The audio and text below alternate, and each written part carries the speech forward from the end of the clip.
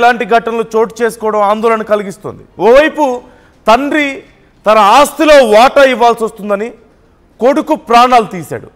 ఈ కేసుకు సంబంధించి విచారణ చేయడానికి వెళ్తే పోలీసుల మీద గ్రామస్తులు దాడి చేశారు. ఇంతకంటే దారుణం ఇంకేదైనా ఉంటుందా? ఆస్తిలో వాటా ఎక్కడ ఇవ్వాల్సి వస్తుందో అని మొదటి భార్య కొడుకుని తండ్రే అత్యంత దారుణంగా ప్రాణాలు తీసినటువంటి ఘటన చోటు చేసుకుంది. దానికి సంబంధించి విచారణ కోసం వెళ్తే అధికారుల మీదే దాడి చేస్తున్నారు అక్కడ ఉన్నవాళ్ళు. పల్నాడు జిల్లా క్రోసూరు సిఐ సురేష్ పై దాడి జరిగినట్లుగా తెలుస్తుంది.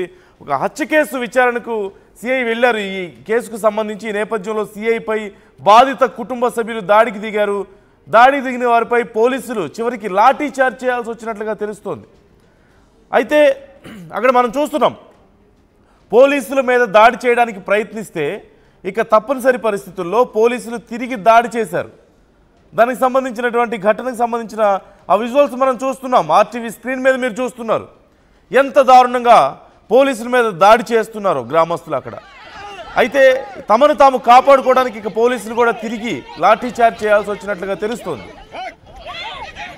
మరోవైపు ఘటనకు సంబంధించి ఒకసారి అంతకుముందు జరిగినటువంటి ఈ తండ్రే కొడుకు ప్రాణాలు తీసినటువంటి ఘటనకు సంబంధించి వివరాలు ఒకసారి చూస్తే, అచ్చంపేట మండలం పుట్లగూడెం గ్రామానికి చెందిన బూక్య వెంకటేశ్వర్లు నాయక్ తన కుటుంబ సభ్యులతో కలిసి 3 నెలల క్రితం ఎర్రబాలెం వచ్చాడు.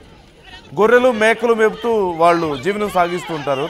అయితే పొలాల్లోనే తాత్కాలికంగా గుడిసెలు వేసుకొని వారు జీవనం సాగిస్తున్నారు. వెంకటేశ్వర్లు నాయక్కి 2 భార్యలు ఉన్నారు. మొదటి భార్య కోటేశ్వరమ్మ 20 ఏళ్ల క్రితం వివాహం అయింది. వారికి పెద్ద కుమారుడు మంగ్య నాయక్ ఉన్నాడు. అతని వయసు 19 ఏళ్ళు. మరో కుమారుడు కూడా ఉన్నాడు. కొంతకాలం క్రితం కోటేశ్వరంతో వెంకటేశ్వర నాయక్ విడాకులు తీసుకున్నాడు. ఆ తర్వాత ప్రమీళ అనే ఒక మహిళను పెళ్లి చేసుకున్నట్లుగా తెలుస్తోంది. మొదటి భార్య కుమారుడు మంగ్య నాయక్ తండ్రి వద్దనే కూడా అతను ఉంటున్నట్లుగా తెలుస్తోంది. అయితే ఆస్తిలో ఎక్కడ వాటా ఇవ్వాల్సి వస్తుందో అని ఆ కుమారుడినే తండ్రి కుమారుడి ప్రాణాలు తీసినట్లుగా తెలుస్తోంది. ప్రాణాలు తీసి ఆ మృతదేహాన్ని కాలువలో పూడ్చి చేశాడట. మంగ్య నాయక్ బంధువులు ఈ విషయాన్ని తెలుసుకొని క్రోసూరు పోలీసులకు సమాచారం అందించారు.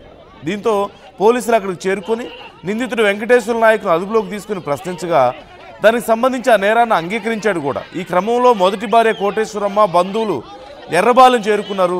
వెంకటేశ్వర నాయక్ను అడ్డుకునేందుకు ప్రయత్నించారు. ఈ క్రమంలో సిఐ సురేష్ను వారు అడ్డగించారు. దీంతో వాగ్వాదం చోటు చేసుకుంది. ఆ తర్వాత మృతదేహాన్ని వెలికి తీయడంతో వైద్యులు పోస్టుమార్టం నిర్వహించినట్లుగా తెలుస్తోంది.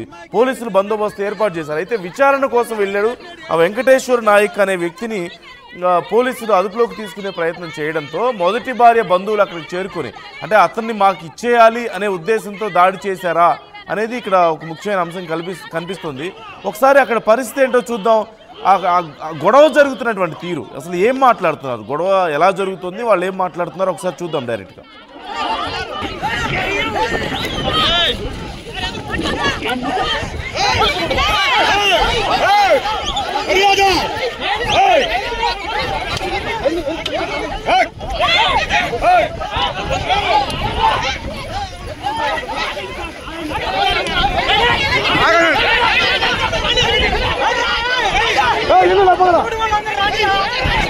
కొట్టండి చూస్తారా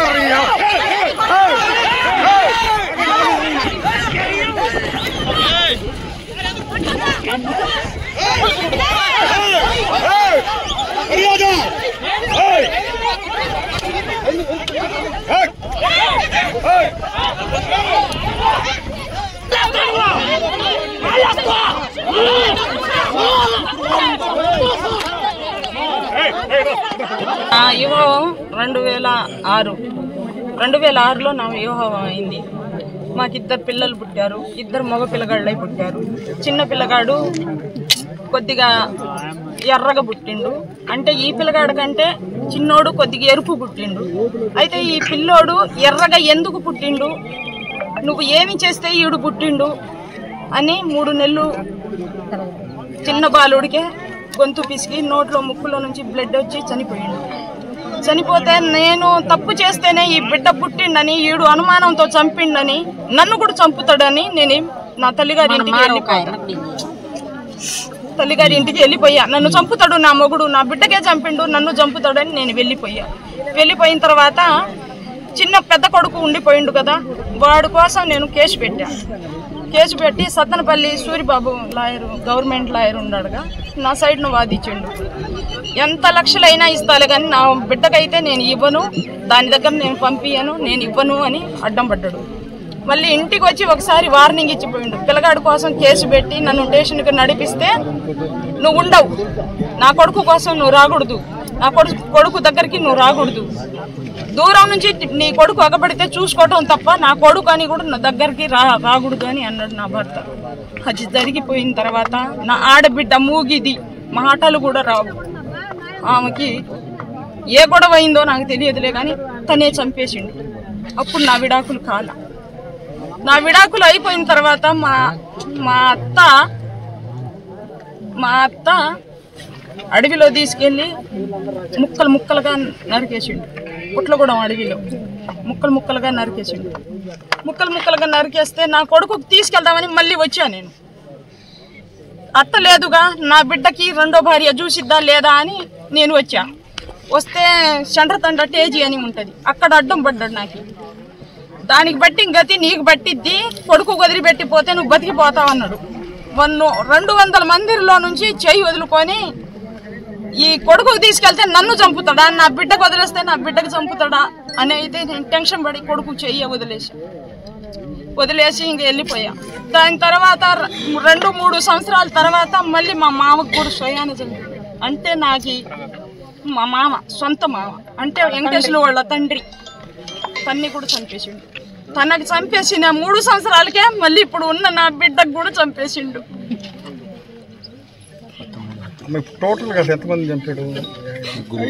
ఐదుగురుని చంపారు. ఇంకా ముగ్గురుండారు. ఇప్పుడు చంపేవాళ్ళు, చంపటానికి ఇంకా ముగ్గురుండారు. బుక్య గోపి, పెద్ద గోపి, బుక్య రామారావు మా మామ, బుక్య తులసిబాయి, నాతో 4.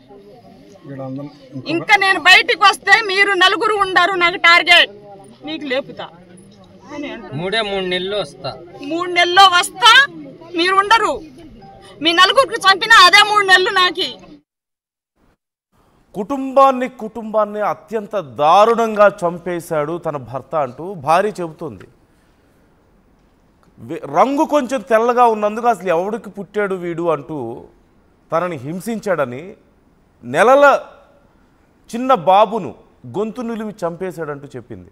ఆ తర్వాత తన ఆడపడుచుకు మాటలు రావు, తన ఆడపడుచుని అతను ప్రాణాలు తీసినట్లుగా తెలుస్తోంది. ఆ తర్వాత అత్తని ఎక్కడో అడవిలోకి తీసుకెళ్ళి, అంటే అతని తల్లిని అడవిలోకి తీసుకెళ్ళి ముక్కలు ముక్కలుగా నరికి ప్రాణాలు తీశాడు, చంపాడు అంటూ ఆ మహిళ చెప్తుంది.